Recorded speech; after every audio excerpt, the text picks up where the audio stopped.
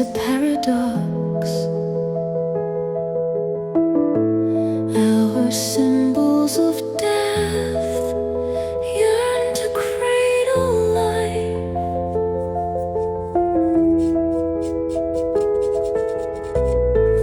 This is no mere poetic coincidence, but rather a reflection of nature's most profound truth, that endings and beginnings are not opposites, but intimate partners in an eternal